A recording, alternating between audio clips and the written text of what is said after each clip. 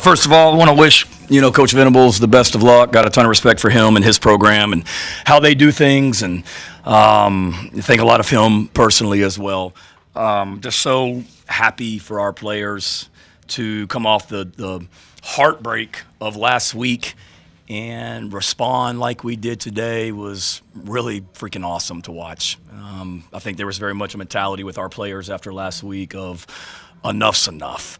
And we know what kind of team we can be. It's time to, we talked about we've been banging on the door. It's time to kick the door down. And we certainly kicked the door down today as well. You can hear it across the wall in that locker room, how excited they are. But I'm just so happy to be their coach, so proud of them. Coming back every Sunday, I finish that teleconference with you guys, and then I go outside for practice, and every Sunday my energy is renewed, and I walk off that field just so grateful to be their coach because of how they just come back and just continue to work. And it would have been very easy, human nature. We put everything into last week, and it didn't go well at the end, and just say, man, we keep working our butts off, and it doesn't happen, and go the other way, and that's the opposite of what this team did today. They responded. We said going into the game that one of our keys to victory was every week it's to win the turnover battle, but this week we actually used the word dominate the turnover battle, and they absolutely did. What a start. Points are hard against these guys. Everybody that's played them can attest to that. They're a great defensive team. So we knew that points were going to be hard, and when you can score like that on defense, particularly to start the game, that is a great way to start the game on the road in the SEC, and one of the greatest, the home stadium, one of the greatest programs in the history of college football. I mean, this is a blue blood, if there ever was one, and I know firsthand about that as well. So really proud of our guys. Hated the way we played in the third quarter, and that was disappointing. We talked about it at halftime. A lot of coaches come in there and say, oh, it's 0-0, and we didn't have any of that 0-0 talk. At the first half, we were dominating, and I wanted to see us come out there and dominate the second half in all three phases as well, and disappointed in the third quarter. We had a nice drive going, and then we have two penalties that back us up on offense on the first drive, and then we give up a deep ball over our heads and freaking two deep coverage, protecting against a shot. So that's disappointing, but just road wins are hard, and especially road wins against a program with the tradition of Oklahoma, a place that I have so much respect for. So great testament to what kind of program we have here at South Carolina. No South Carolina team has ever beaten Oklahoma until today. So what a performance by our guys, and just couldn't be more happy for them. I didn't see you. I should have given you a shout out too. And they got all the all-stars in here. Come on in, ladies. Mommy's in the back. Go ahead. Questions. I'm sorry. Question. Good. Shane, you guys get the big start, 21-0. Yeah. You had an offensive game plan to go ahead and be aggressive, try to attack them. Any thought at that point, like, well, 3 touchdowns maybe you don't want, but just how was kind of the thinking developing as you guys got there? Yeah, no, we didn't want to change our mentality at all. If anything, my conversations with the offense in the first half was make sure we stay loose on the sidelines. Like, it's been a minute since we've been out there, and make sure when we do go out there that we take the field with the same killer instinct mentality that we need to have. And certainly we knew that when we got up like we did, it was going to be hard for them to come back and overtake that if we could continue to play well, but also knowing it's a long way to go. So it didn't really change our game plan. We wanted to be aggressive and take shots downfield and press the issue, and we continued that throughout the game. It may not have looked at it like it in the second half, but we tried. Yeah, he went into the game fine, and then had tweaked something a little bit, and we just didn't think he was running great. There were a couple times in the first half where we felt like they ran past him a little bit, and we just we don't need to be getting run past in coverage. So we've got confidence in those other guys, and it was good to see Vicari and Judge and David Spalding get out there and play. Yeah. How challenging will it be to limit your defensive players to the game? Yeah, we gave us some game balls in there, and I apologize to the defensive guys that I didn't give a game ball to. Just effort. I mean, those guys were hunting today defensively. And on the headphones in the fourth quarter, somebody, how are you? On the headphones in the fourth quarter, somebody said, yeah, that's the record. And I guess we had 9 sacks today, which has never happened to an Oklahoma offense in the history of their program. If that's accurate or if that's inaccurate, I apologize to all Oklahoma people, but I was told that they've never given up 9 sacks in a game. So we certainly gave a game ball to the whole defense. When you get 9 sacks,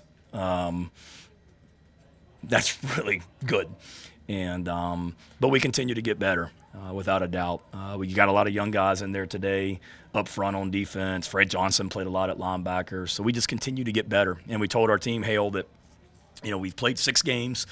Nobody expected to be 3-3, but this was literally halftime, and we needed to come out of halftime to start the second half of the season, meaning today, with some great energy and momentum. And boy, did we. Obviously, Shane, this is your return to OU. Does this game, this win, feel any extra special compared to the other ones you've had in your tenure? It's certainly, I'd be lying if I said it wasn't extra special coming back to a place that I have so many amazing memories at. Personally, the time I came here, not to get sappy as a dad, but we moved here and we had what year was that? 18. So we had a 9-year-old daughter and a young son when we moved here, and now that 9-year-old daughter's driving and taking the PSAT, and the son is criticizing coaching decisions and things like that. So I think back to them, how little they were when we were here, and the great memories we had, without a doubt. And just really grateful and appreciative for my time here. There's so many awesome people here at Oklahoma. Joe Castiglione, Joe Harris, Larry Nafi. I mean, there's so many, and grateful for the opportunity they gave me. It was cool seeing so many players that I coached when I was here that are like on their, like Woody Washington was a player when I was here, and Jeremiah Cradell's a coach on their staff, and Nick Basquin and Caleb Kelly, and seeing Rodney Anderson, who was one of our running backs when I was here and had a tragic knee injury that cut short one of his season. I mean, there's just so many cool memories here, professionally and personally. So certainly it's extra special coming back. But whether I had coached here or not, this would have been like one of the more special wins in my time here because of the way that our guys played, the way they responded, coming off a bitter disappointment last week, and then just came right back to work and got better this week. That makes it even more special. When you think about the last 6+ quarters of play of your team in Tuscaloosa and here against those two opponents, what do you think it says about what you're accomplishing, what you're trying to do? That we can go toe-to-toe with anybody in this country. I mean, if you're one of the better teams in the SEC, you're one of the better teams in the entire nation. And our record may not say it, and we know that every week is a grind in this league, Phil, but we've shown that we can go toe-to-toe with the best in this league. And that's what it shows. But even more so than that is just the young men that we have in our program. I mean, they're so much fun to be around, and every Sunday I walk off that practice field, like I said, and just grateful to be their coach, because never once, Phil, this whole season have I had to go out to practice and give some rah-rah speech to get them to practice harder, or give some rah-rah speech to motivate them to go play the next week. They stay the course, they work their butts off, and that's what you would expect from a veteran team as well. I mean, we've got a lot of old guys on our team, particularly on the defensive side of the ball, and I'm just so happy for them. I mean, you can hear it. I'm so happy for them to just have the success that they had today, and they worked too hard for us to feel the way that we have felt like we did last week. It's really cool to be able to feel this way today. Shane, I know that your edge guys have been some of the best in the country all season, but did you feel like coming into this game that you guys had a massive advantage there? It seems like they were back there the whole game. Yeah, I wouldn't say massive. I know what kind of coach Bill Beatembo is. I worked with him. I know the tradition of offensive line here. I know the way that he coaches his guys. I think every week that we line up and play, we feel like we have an advantage against the opposing offensive line. I don't care who it is. I wouldn't say it was any different this week. I mean, I know that they've had some issues, protecting the quarterback, but I wouldn't say that we felt any better or different this week. It was more just all 11, and we got a good group. People talk about the edge guys, but we're really good on the inside at tackle as well, and we've got athletic linebackers that can move sideline to sideline, and defensive backs that do a great job on the back end also. how much of today was with your defense was effort versus scheme?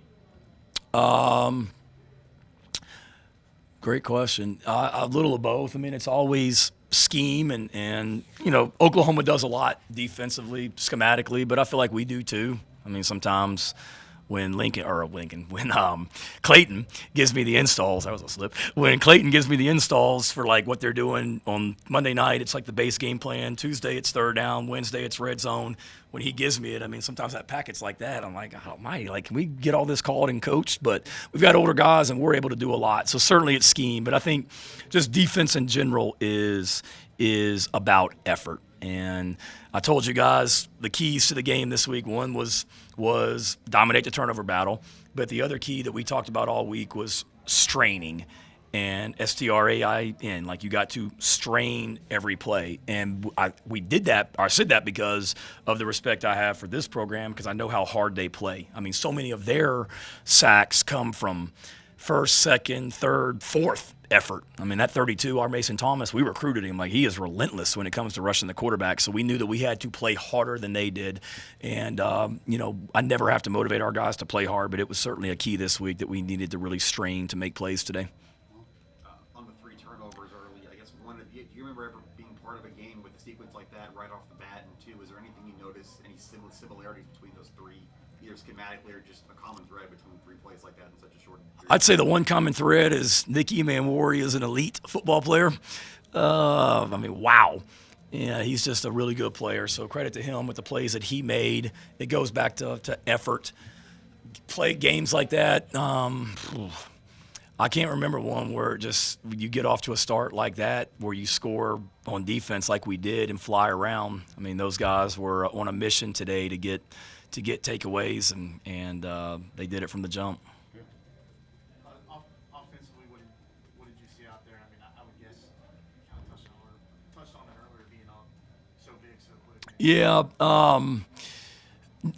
kind of the same story. Not finishing drives at times. Like I said, first drive of the third quarter, we got a chance to get 7 points on the board, and we have 2 penalties that back us up, and end up having to punt, I believe, on that drive. The drive there towards the end of the first half where we scored a touchdown, I mean, that was really good. That was a key drive right there to really give us a bigger lead going into the half. But overall, just not as efficient as we need to be. And look, this is a really good defense, but every defense we're going to play the rest of the season's got a really good defense in this league, and then Clemson at the end of the regular season.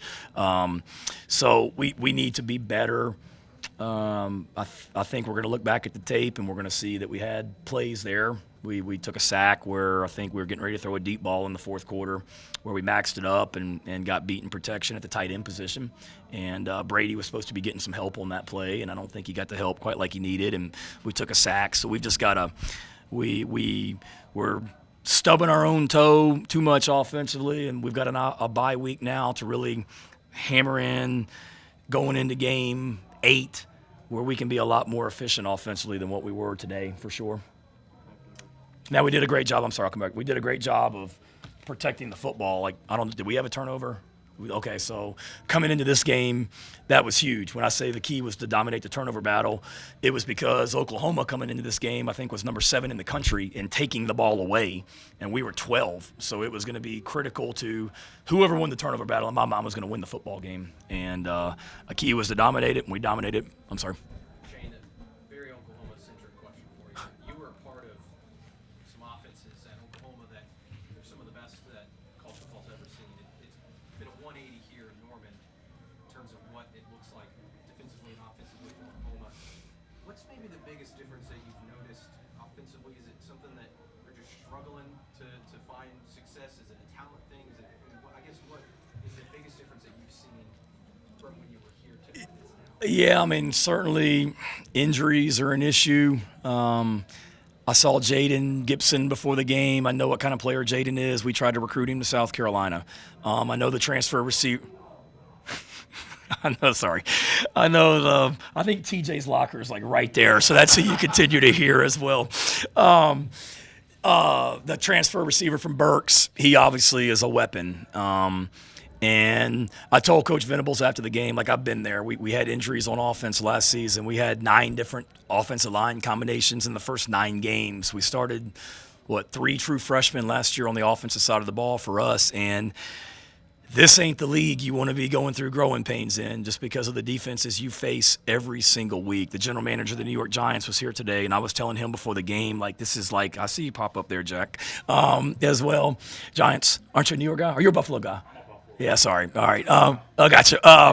But he was here, and he and I were talking, like, this is like the NFL, man. Like, every Sunday when I start watching the next opponent and I start watching their defense, it's just NFL draft picks everywhere in the front 7, and you're like, God almighty, like, when do we play the team that doesn't have NFL draft picks everywhere? And today, this defense is no different. And it's hard when you have a freshman quarterback, you've had some injuries at receiver, you've had some injuries on the offensive line. It's just tough in this league. And we got A&M next, and I know they got dudes all over their front 7, and I think Oklahoma has Ole Miss next. I can assure you they got dudes all over their front 7 as well. And then the other thing, too, is just, let's be honest, when I was here, I was telling our coaches before the game, when you have Kyler Murray, then Jalen Hurts, and Spencer as your quarterback 3 years in a row, you better have a quarterback in this league. And I'm not saying they don't, but they got young quarterbacks that are certainly learning on the fly in the toughest conference in America. John? What went into starting Kaysen over Jatavius, and also you mentioned the bye week earlier. Yeah. How you always have competition every week in practice, but how wide open do you maybe make that offensive line during the bye week? Yeah, the decision to start Kaysen, he was our starter going into the Alabama game. Did he play great against Alabama? No. Did he get banged up against Alabama? Yes. And practice matters at our place, and we felt like Kaysen had the better week of practice over Tavy. But we have high hopes for both of them. I think the thing for us is just getting some guys healthier. Tro's healthy. I wouldn't say Tro's 100%. Tree's not probably 100%. So we need to get guys healthy, but we've got to be more efficient offensively. But again, it's not just the O-line. It's everybody on that offensive side of the ball. Yeah, Shane, during the game, I heard some OU fans saying, hey, I thought Shane's a good guy. He's making field goals. He's running the 2-point play. I said he's just screwing with the Aggies for the next game. Well, to me, Barry, you never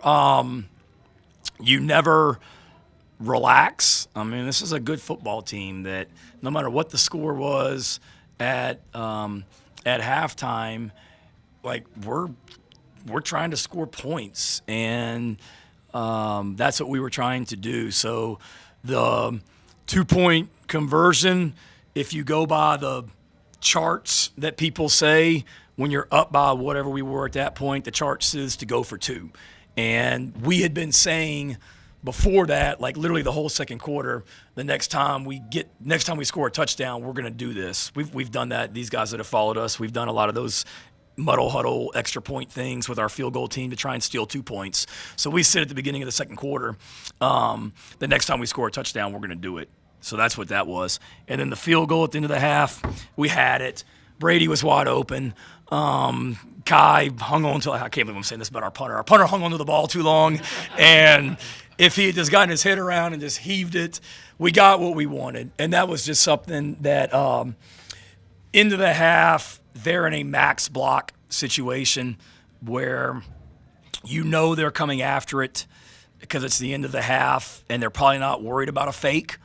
And we felt like we were in field goal range, but felt like we knew what we would get from them in a max block situation where they would bring 11 and not be very fake conscious. And that's basically what they did. I mean, they were able to make a play on the ball, but it wasn't trying to do anything but points are hard to come by against this defense. And we felt like we had a good opportunity instead of trying to get 3 to get 7 right there. And that's what it was. I am a good guy. I've got a ton of respect for these people and a ton of respect for this program and think so much of so many people here in Norman. Yeah. What, if any, differences did you see from OU's offense when they made the quarterback switch? Did you write that article yesterday? Yeah. Thank you. That was pretty cool. Appreciate you doing that. Maybe I made somebody go out and buy a paper yesterday as well, so I could remember that. But pretty cool comments in there as well. So thanks for doing that. We thought we were ready for both quarterbacks. You know, we knew going into the game. We talked about it all week, myself and the defensive staff. Okay, they're struggling offensively. What's going to be their answer? Is it going to be maybe a little bit more tempo? Check. They did a little bit more tempo, I think. I mean, just trying to go fast a little bit more often than I think they have. We were ready for both quarterbacks, but we really didn't treat them any differently. Arnold, he can run. I mean, he's a good athlete running the football, so we had seen that on tape, and we were ready for both of them. You know, I don't know quite how different their offense was. Maybe they, threw it a little bit more with Arnold in there, but we were ready for both quarterbacks and really didn't feel like we had to change our game plan in any way. Going into the game for us, it was going to be, if we're in man coverage, let's be really physical and aggressive with these receivers. And regardless of which quarterback was in there, that's what we wanted to do. And if we were playing zone coverage, let's stay on top of them and not let people run past us, and then rally to the ball and tackle and then pressure the quarterback. And that was going to be the plan no matter who was in there. Can you take us through the fake punt stop, kind of what was going on the sideline before that and what allowed Demetrius to make a play there in a big spot? Yeah, so our 3 keys to the game, Alan. Number 1, dominate the turnover battle. Number 2 was strain. And number 3 was do not allow them to steal an extra possession. And let's be honest, you had an offense that was struggling in here. We expected them to do something. They've got a history here of faking punts. They've got a history of faking field goals. They faked a field goal against Iowa State with Coach Venables. They faked a field goal against Texas Tech a couple years ago with Coach Venables. They faked field goals. And one thing that we talked about was, if you go way, way, way back, there's a lot of people here at Oklahoma that came from Clemson. And Clemson's, they have faked a lot of punts around midfield when you've got the team has like their defense out there, what teams call punt safe. Like, you don't put your punt block team out there, you keep your 11 defensive guys out there. And that's what we had out there. So we worked a lot on fake field goals and fake punts this week, just trying to prepare for it. They gave us a little bit of a different formation than we had prepared for. Putting 3 basically receivers over there into the boundary where we were was not normal for them. So I'm screaming at D Knight and Joe D to get out here because I knew that wasn't normal for them. And I wish D Knight had gotten out there a little bit quicker. But great job by him rallying to the ball and being able to get that guy on the ground and get a stop right there. So there's our 3 keys to the game, and they all happened. Thank you, Coach. Yep, thank you guys. Y'all enjoy your trip back.